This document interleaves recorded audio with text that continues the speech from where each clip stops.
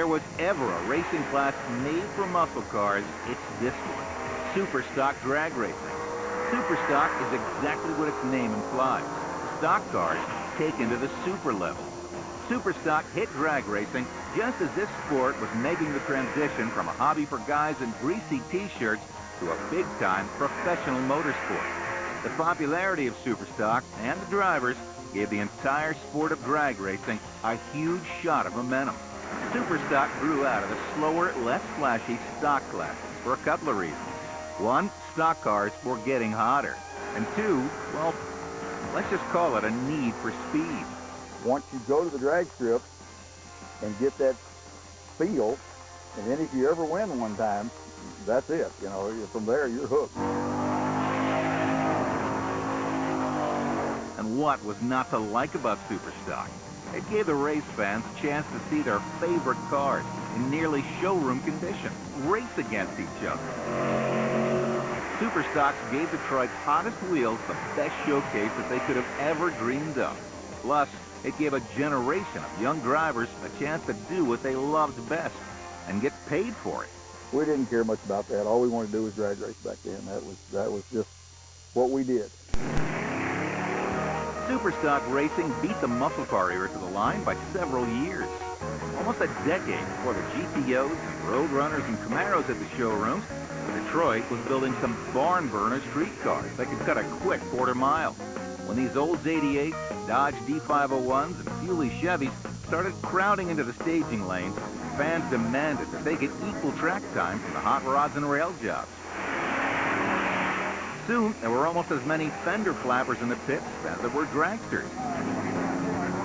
The frenzy generated by the stockers was a wake-up call for the decision-makers at Ford, GM, and Chrysler.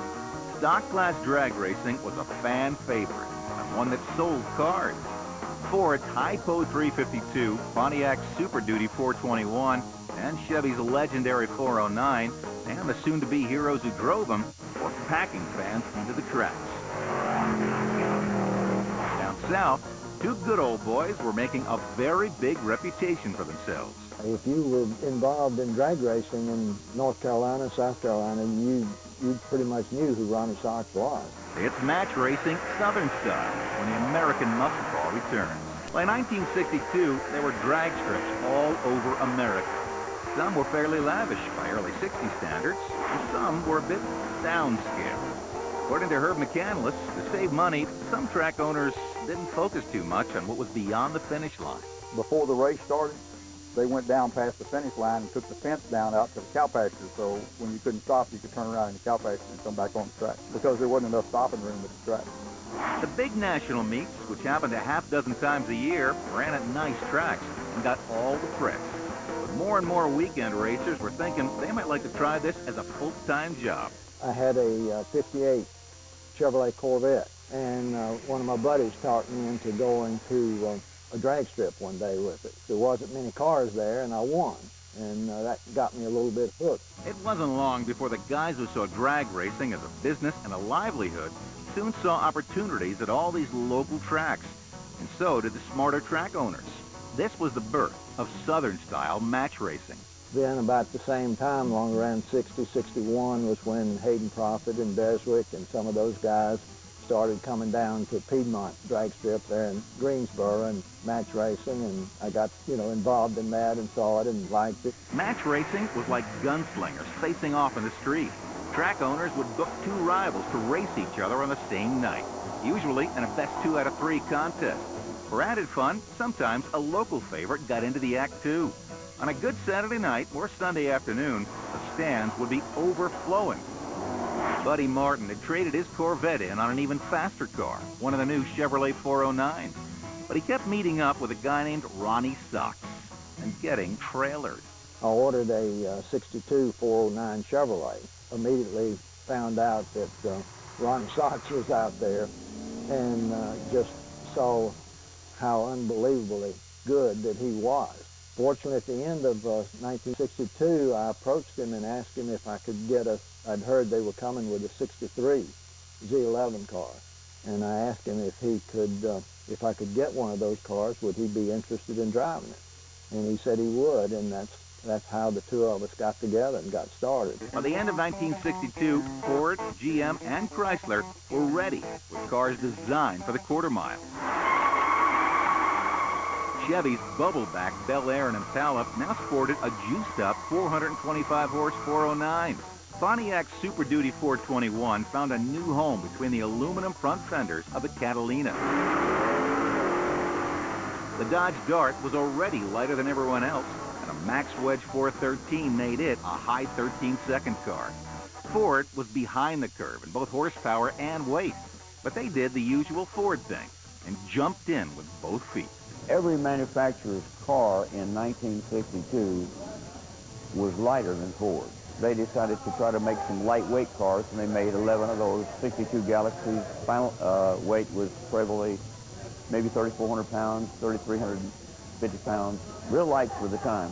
This factory go-fast equipment was about all the help the racers were going to get. The stock class rule book didn't allow the racers very much wiggle room when it came to modifying the cars. Stock was stock back then. There wasn't any deviation at all. You know, you could see through the heads and pretty much blueprints of things, as it was called back then. But they didn't have these funny camshafts and stuff like they got now for stock eliminators.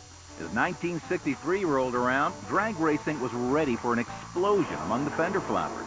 Come back for the SuperStock Wars when the American muscle car continues.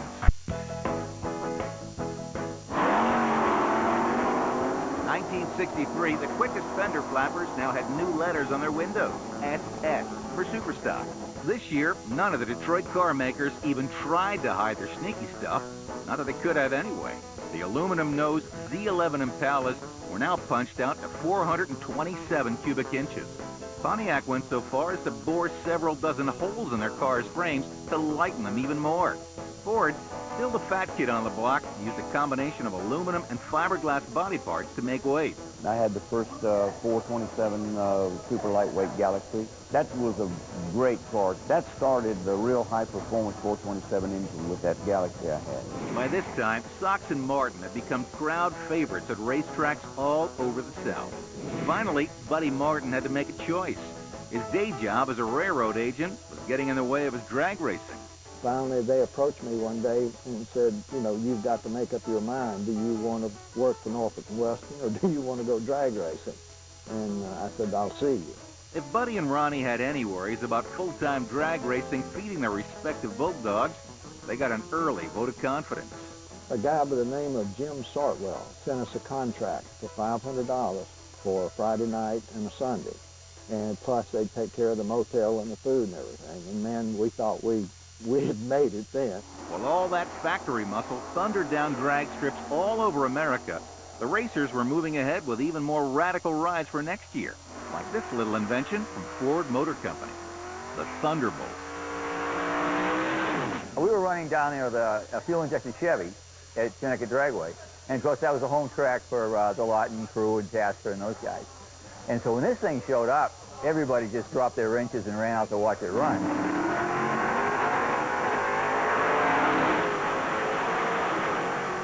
Ford wasn't the only car company making headlines this year. In February of 1963, GM bailed out of racing, leaving their racing teams stranded with no factory support and no hot parts to play with.